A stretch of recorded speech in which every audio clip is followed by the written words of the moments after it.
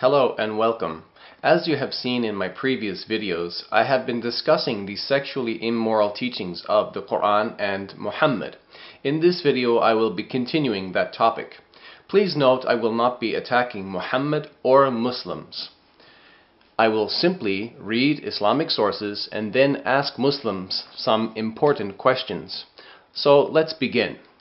Let us turn to the Quran, chapter 66, verse 1. It says, quote, يا أيها النبي لما تحرم ما أحل الله لك تبتغي مرضات أزواجك والله غفور رحيم, which translates as, O Prophet, why do you forbid yourself that which Allah has made lawful for you? You seek to please your wives, and Allah is forgiving, merciful. Now, in order for us to understand the historical context of this Quranic revelation, we first need to turn to the tafsir or exegesis literature for an official Islamic commentary on the Quran. When we do that, we find something very disturbing.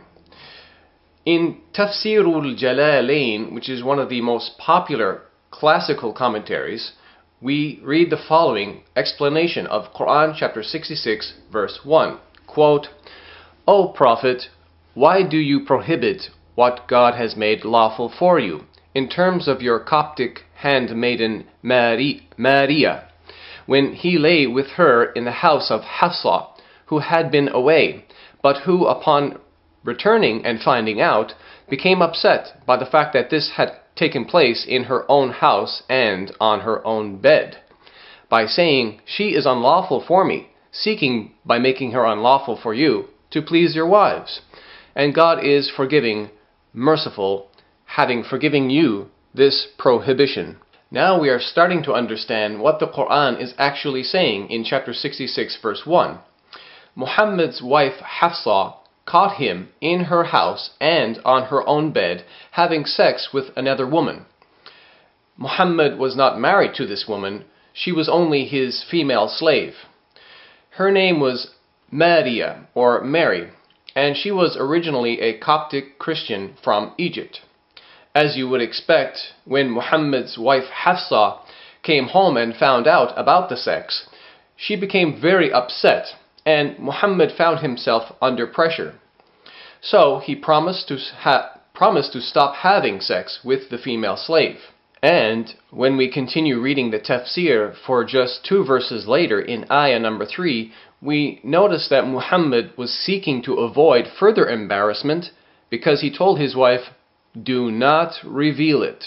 Now, if you're a Muslim or if you're considering converting to Islam, you might be questioning the validity of this embarrassing story in the tafsir.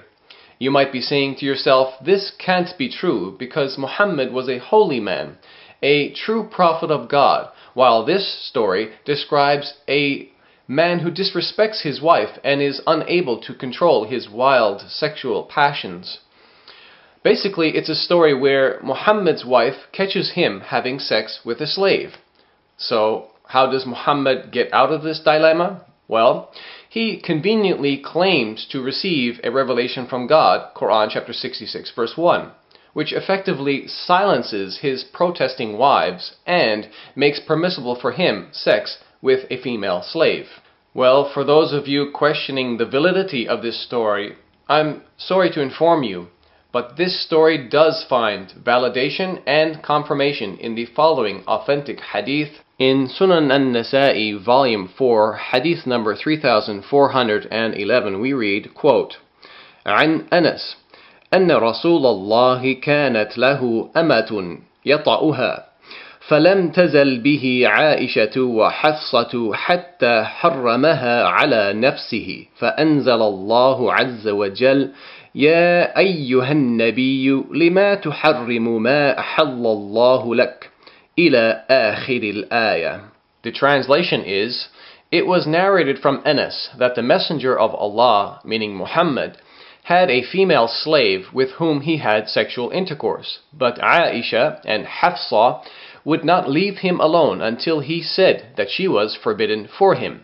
Then Allah, the Mighty and Sublime, revealed, quote, O Prophet, why do you forbid for yourself that which Allah has allowed to you. Quran 66 verse 1, until the end of the verse. And this hadith is indeed sahih, or authentic. So as you have just seen, this story is indeed authentic, and is therefore very damaging to the reputation of Muhammad. Listen, I'm not making this story up. Instead, you've seen it yourselves directly from the Islamic sources. And if you're angry right now, then you're not angry at me. Actually, you're angry at the sources of Islam. And in fact, if Islam didn't teach these things, I wouldn't even be making these videos. And think about it. To add insult to injury, just read Quran chapter 66 verses 3 to 5. You will see the God of the Quran, Allah, actually criticizes Muhammad's protesting wives, Aisha and Hafsa, for condemning him for having sex with Mary, the slave, a woman who he was not married to. Now here are my questions for Muslims to think about and answer. Question number 1. Why didn't Muhammad just wait for his wife Hafsa to come home and fulfill his sexual desires with her, rather than having sex with a female slave in the temporary absence of Hafsa? Question number 2. To add insult to injury, Muhammad performed that sexual act in the house of Hafsa and on her bed. Do you think Muhammad acted sensitively and respectfully to Hafsa?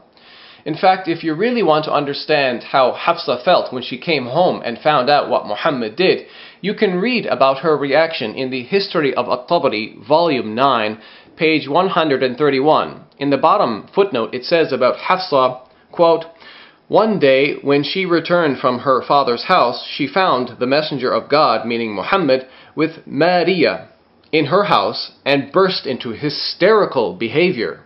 Question number 3. If Hafsa was perhaps on her menses and was therefore unavailable to please Muhammad, then why didn't he just wait to see one of his other wives and fulfill his sexual desires with one of them? Remember, chapter 66 of the Quran is not a Meccan surah, but is actually a Medinan surah. And we know that in the Medinan period, Muhammad already had multiple wives available to him, and specifically at the time when he obtained Mary as a female slave. And we know Muhammad used to take turns visiting and staying with different wives on different nights. So why couldn't he just control his sexual passions and prevent himself from having sex with that female slave? These are my questions for you, Muslims, to think about and answer. Thank you for watching.